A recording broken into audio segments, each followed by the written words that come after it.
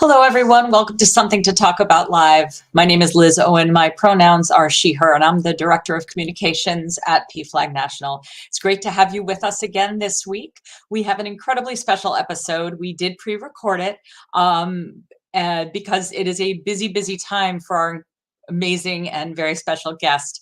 So this is an episode that is centered around St. Patrick's Day. And once you hear our guest's fascinating stories, you will understand why he was so incredibly busy. So without delay, I'm going to bring to you a pre-recorded conversation and turn it over to Jean Marie Nevada. Hello, everybody, and welcome to Something to Talk About Live. My name is Jean Marie Nevada. My pronouns are she and ella. And every single week we get together to talk about something related to LGBTQ equality and inclusion and history and culture. And this week we have a great show for you for St. Patrick's Day.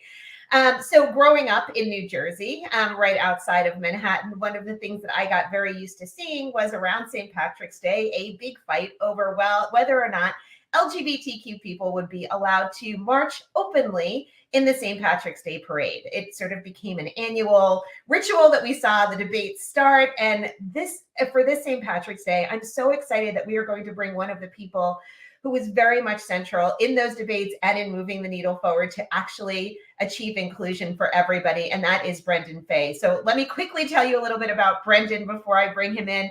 He's a human rights activist and filmmaker, originally from County Kildare in Ireland. He now lives in Astoria, Queens with his spouse, to whom he has been married since 1996, where they were married in Canada and, of course, made the news in doing that.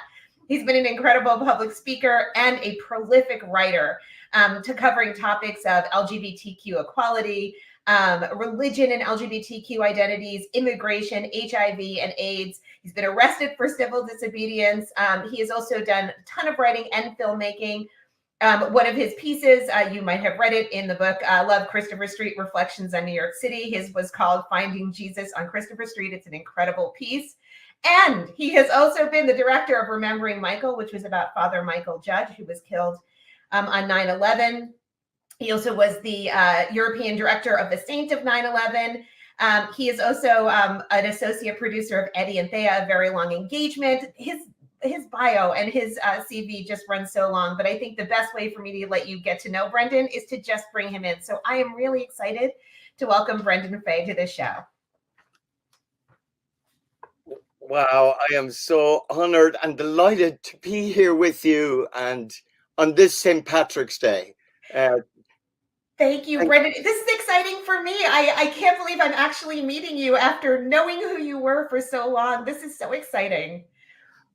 Right, and I am so moved to celebrate this moment with this national group and with parents, with families, and with people all around the country and all around the world who are tuning in.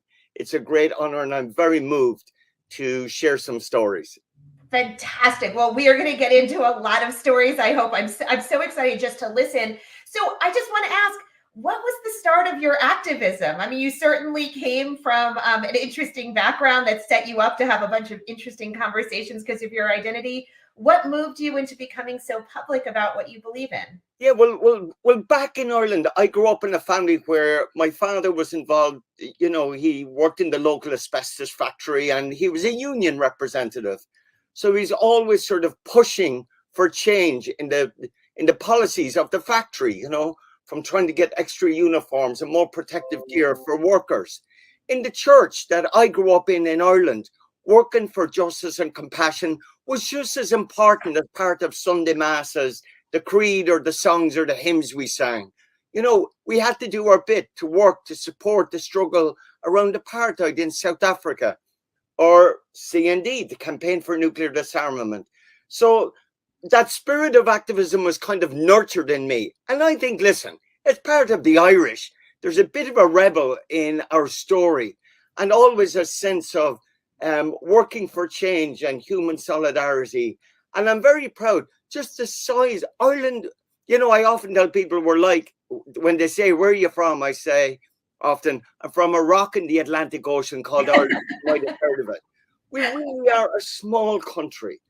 But, when you rise up and become engaged and work for change, we can make a big difference, you know.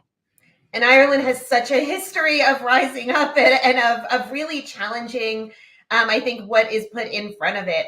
So I would love to talk a little bit about the founding of St. Pat's for All, because I made allusion to it in the introduction, growing up, having seen so many of these debates, but not everybody is necessarily familiar with the exclusion of openly LGBTQ Irish people from the St. Patrick's Day Parade. So can you tell us a little bit about how it happened? What inspired you to do this? And what was the kind of final push that made you realize we needed to organize on this issue? Right. Well, I remember when we were simply immigrants, you know, and immigrants to New York City. Look, there's parades. I said every community has its moment on the avenue. Parades are a huge part of life in the city.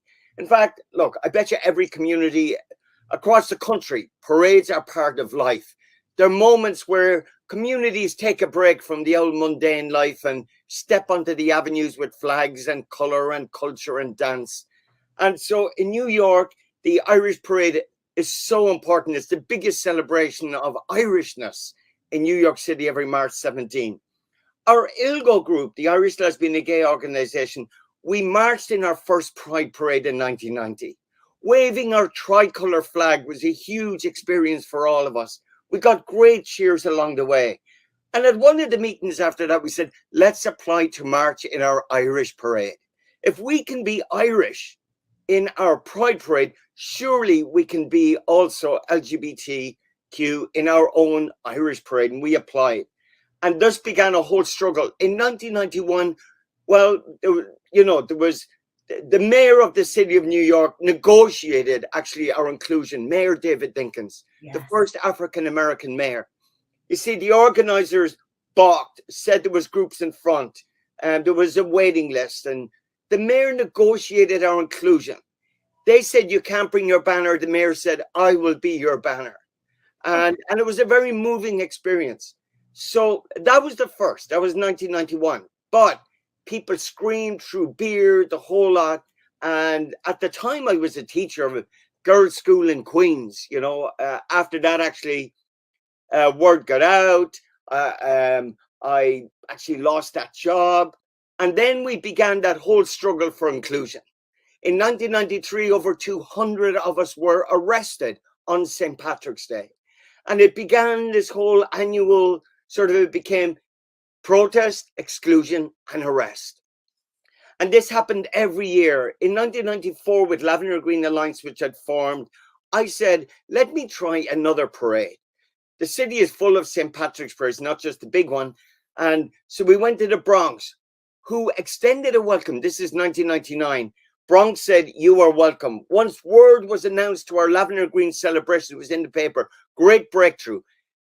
They called and they said, we've changed our mind. The welcome is withdrawn.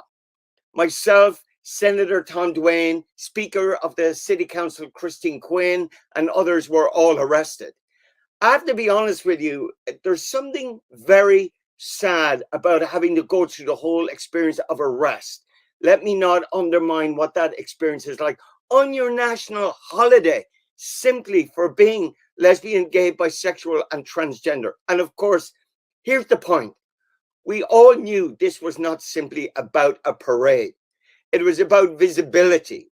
It was about, and you see, you have to remember, it was sort of, we were conscious of the AIDS crisis. We'd lost so many friends. We had this sense of life is short. We can't put off to tomorrow what we can do today.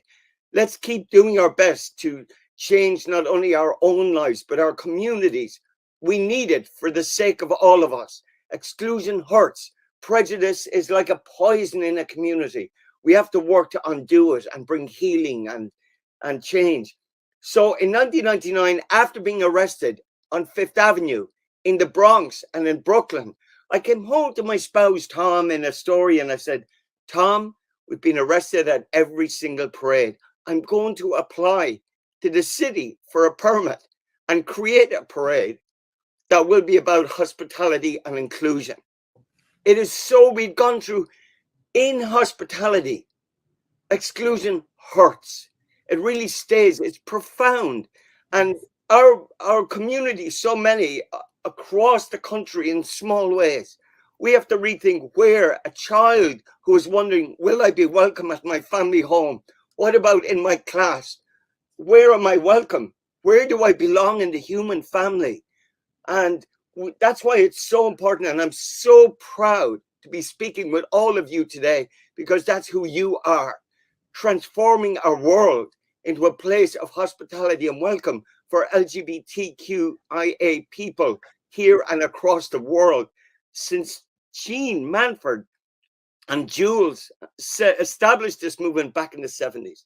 But let me say, in 1999, we began to meet in our home here in Astoria, sat in the basement, put on the kettle, and I said, our name needs to reflect who we are. Let us have a new name. And that's where I said, let's call ourselves St. Pat's for All. And let's not only ask LGBT people, we know the experience of human exclusion. Who else feels unwelcome? And my spouse, Tom, who's pediatric hematologist, oncologist in the Bronx at the time, always said to me, Brendan, consider children with disabilities. People with disabilities are often left behind or left out of community parades. So in our parades, they would always say to me, Brendan, roll with us. That was a whole new just shift for me. And we welcomed the Native American community, remembering the Choctaw of Oklahoma who reached out to the Irish during our famine. So St. Pat's for All in March 2000 in Sunnyside, Queens, became this beautiful celebration of inclusion and welcome. Now, a couple of weeks before the parade, we got a call from, hello, this is the White House calling.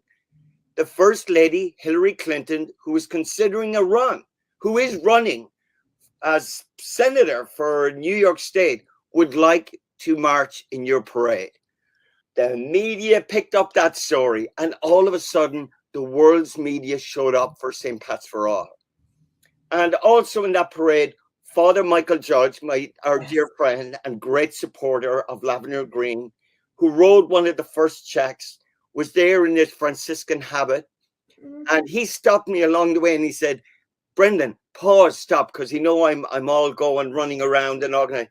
And he said, how wonderful is this day? How beautiful is this day? And he said, he always would end everything with a hug. And then he'd say, now, and then he would say, go, get organizing. How beautiful is the day? You see, some Catholics had written a note, stay away from that parade, including our groups. The police said to me that day, I'll give you one little story. Remember, they said, Brendan, we were stepping along Skillman Avenue and the police ran back and said, listen, there's a group down the road and they're kneeling in front of you and they're saying the rosary. What would you like us to do? Would you like us to arrest them? And I said, no. I said, I know what arrest is like. I would rather like to offer them cups of tea and ask them, would they like to form a rosary contingent and join the parade? The rosary is a lovely Irish tradition. And I always said, I wanted even protesters to see us and maybe their hearts might be transformed or they might have a change of mind. And we're all going through transformation and change. It's like a visual conversation. That's why how we are on the avenue with each other has profound impact. Even, I always tell people, even holding hands, embracing one another. Just think about this. The power of Jean Manford back in 1972, walking in that pride parade with a simple sign of love for her son, Morty. Yeah. That's why it is so important.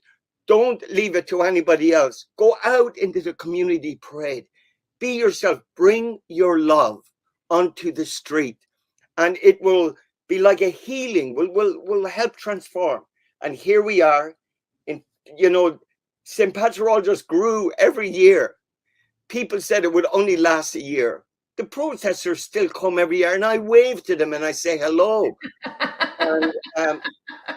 And the parade just grew. And this year, to see rainbow flags and transgender flags and our community and people in wheelchairs and the elderly and homeless included and all of us. and holding up our banners of people who are our heroes. And I always make sure there is tea on the avenue. And then I called a group. I said, what do you do when there's tension?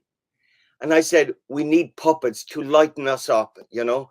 So St. Pat's for All is about puppets, inclusion, diversity, hospitality.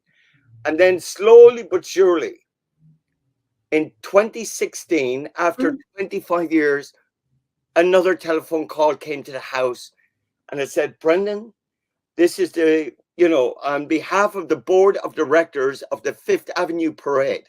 This is Dr. John Leahy. If Lavender and Green Alliance is still interested, we would like to welcome you onto the Fifth Avenue main St. Patrick's Parade. And I sort of cried and said we would be so moved and thank you for this welcome. And I ran back in. It was late at night and hugged my spouse, Tom, and we cried. And I said, after all of these years, we will be on the avenue with our community, with our banner. And some people said to me, what are you doing? And a few of them quietly whispered to me at that parade, we apologize for what we have done to you and that it took so long. Wow. I remember saying, that's okay, we don't look back. Wow. Okay, for your apologies. The point is that we are together. Whatever length of time it takes us, as long as we are together and arrive at this point of inclusion. So that was March 2016, March 17, 2016. And holding that banner, we had come so far. It was a huge moment when we rolled and marched across 48th Street onto Fifth Avenue with our banner. There was maybe 400 of us, Maliki McCord. There was I with my now husband, Tom. There was Edie Windsor, who might help cross the border to Canada, and so many others, children, young people. And we stepped onto the avenue with that banner, and we said, we're going to pause and remember those who made the road for us, you know. I always say we carry those who have gone before us in our hearts. We do. Our loving holds them, you know. And it was so beautiful. It was just that threshold moment. And it took 25 years, but it's okay. It was a great. So that's why today on St. Patrick's Day, 2022, our group will be stepping once again onto Fifth Avenue to cheers along the way. And young people are checking in and saying, I have never been, I'm looking forward. This is my first time. Families are calling to say, we will be with you. We're bringing our transgender child with us. We're all excited.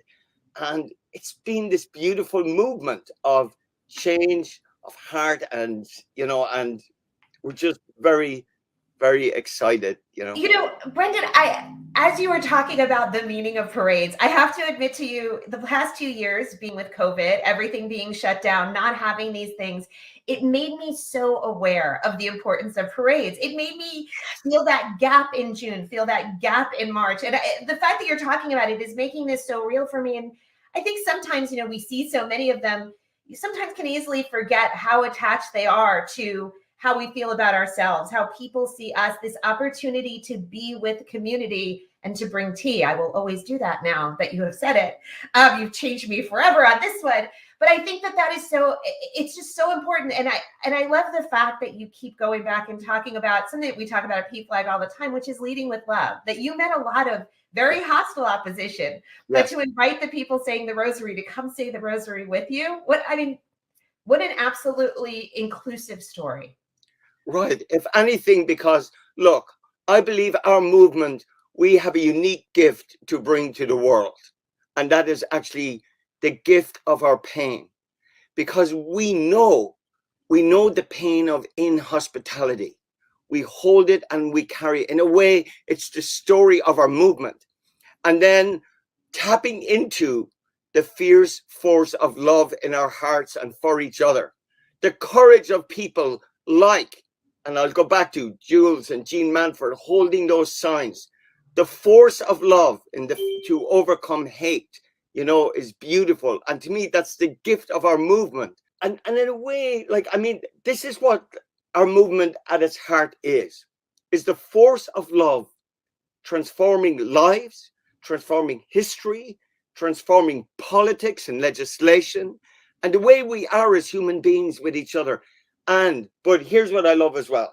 We add a bit of sparkle to whatever we do. We do it with sparkle and color and love. That's why, you know, I love the sight of, on St. Patrick's Day now, in the parade today, to see same-sex couples and people holding hands, loving one another. And I just feel this rush of gratitude for the change in our world. But also, I'm very aware in this digital age that image is not just being seen by people on the streets, but is reaching people across the world, perhaps in Florida, where they are living now with this, you know, don't say gay. Well, I said, well, maybe we won't say it, we'll be it, you know? And we will learn, you know. In fact, on March 17th today is also the birthday of Bayard Rustin, you know, Yes, it African is. American civil rights leader. I remember him and I said, he is the face of courage and love and the force of non-violence. And that's what I've learned so much about that as well from other activists who've taught me. And in fact, maybe I'll go back for a minute and remember David Dinkins, the city's first African-American mayor. And here we were, a small group of Irish lesbian and gay immigrants. We did not use LGBTQ then. That was 91. And the screams along the avenue. And remember, it was our first experience. And beer cans being thrown at the mayor. But he sort of walked. He was an extraordinary man. Yeah, it was so beautiful. I will never forget it. And I said, he modeled for us how to respond to hostility and discrimination and prejudice. Do not be caught up in the web of it, but respond with your own dignity and a force of love. But you have to stand up to it. You have to speak back. You have to respond nonetheless. And I have learned that. I'm so grateful for our movement that we are part of. And that changed my life and so many others, you know. And Brendan, I think it's fascinating, and it's very New York, I think, of you to invoke David Dinkins. And I think it just speaks to, when we talk about meeting at the crossroads, so much of that has happened in your work, and it happened naturally. It wasn't forced. It is who we are as people growing up and living in that particular area of the country. And it's exciting to hear you relive it and hear all these names mentioned at once. Yes, listen, I'll go back. I remember on that first parade in 1991, actually, in a couple of weeks, we're going to name a street corner in honor of a beautiful P-Flag family, the Rigers, Stanley, Kathleen Riger.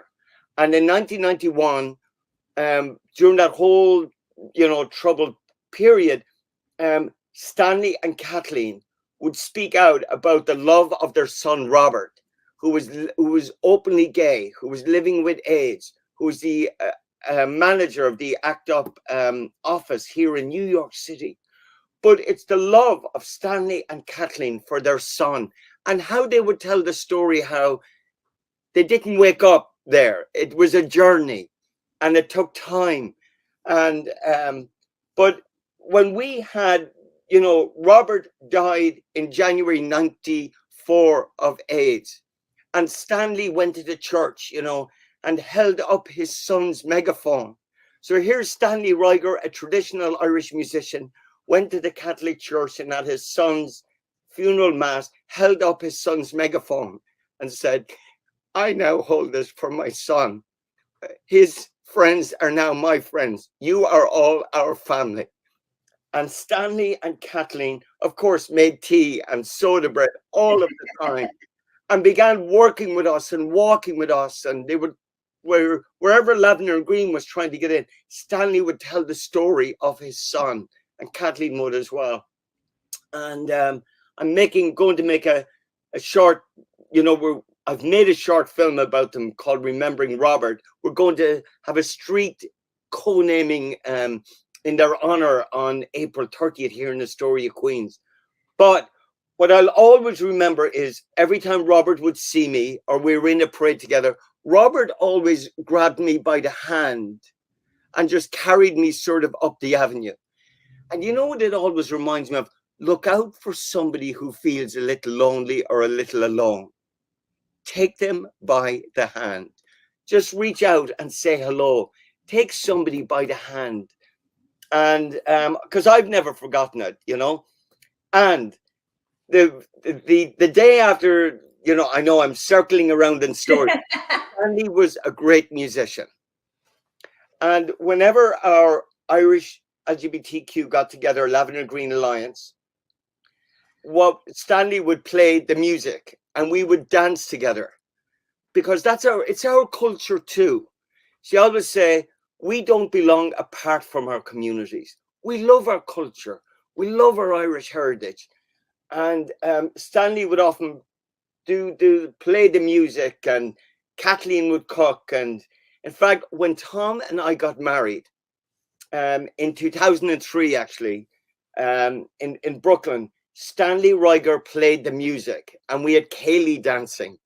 And I remember every now and again, I would pause and I'd say, what a journey this has been for us as a community, as a people. Yes. Here we are dancing together to our music. And every time visitors would come to New York, they would drop by Stanley and Kathleen Ryger's house. And I remember, I'll give you one little story. In a way, it's kind of the power of parents and how they impact the movement. It is. When I was coming out, my parents back home in Drogheda, there was, you know, there was no P flag. They'd never met any other family, and they're just in their town. Stanley and Kathleen Ryger, when they went back to Ireland for a holiday, said to me, listen, Brendan, where do your parents live? We'll drop by the house and we'll say hello. And I have a photograph here on the wall of Stanley and Kathleen with my parents. In a way, all gone now. And yet they had tea together. Stanley and Kathleen telling my parents the story of their lovely son, Robert. My parents wondering how to handle their unusual son, Brendan, in America. And then there was Christmas cards and letters, you know. Love from my parents, always the letters, love to you and Tom, and say hello to Stanley and Kathleen. You know, we became this family across the Atlantic.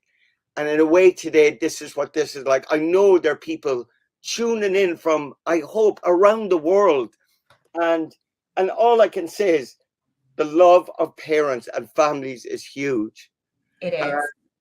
When hearts open up, it's powerful and it's beautiful. And of course, doesn't it all go back to the love of those first who stepped onto the avenue? It does. It does. And I absolutely can't think of a better way to sort of wrap up this conversation by bringing it back to love, by bringing it back to family, and by reminding us to take someone's hand and walk along with them, because that is ultimately what changes things. It's not the fighting. It's not the screaming. It is these connections that we are making. And unfortunately, Brendan, we are out of time, and I want to sit here and listen to you for approximately another 6 to 7 hours, if at all possible. But we need to wrap up for today's conversation. Thank you so much. This was exciting. This was a part of my own history that I didn't know. And I am so appreciative of you for everything that you've done, and especially for spending today with us on what must be one of the busiest days for you.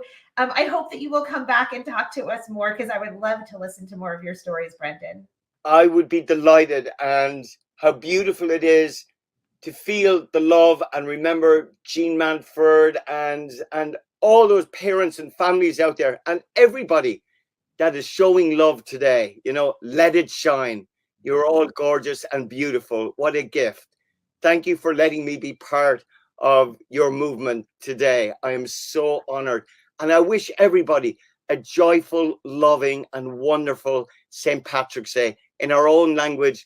Lá Féile Pádraig Chuna Díobh Go Léir. Let the love and light shine. Thank you so much. Thank you, Brendan. I appreciate you so much. And that brings us to the end of another show. I could have sat here and listened seriously for many hours. That was incredible. I hope everybody has a fantastic St. Patrick's Day. A quick reminder, just because we're talking about St. Patrick's Day doesn't mean you shouldn't be paying attention to our Read with Love campaign. Make sure you check that out at pflag.org/readwithlove. A quick reminder to everybody, we are still in a bit of a pandemic, friends, so let's make sure we keep getting vaccinated, do what we need to do, and please do not shame people who wear masks. Everybody's coming to this differently. Let's be kind to each other. So we sign off the same way every single week, reminding you to run fast, laugh hard, and most of all, please be kind. If you need help, visit us at pflag.org. Happy St. Patrick's Day, everybody. We'll see you next week on Something to Talk About Live.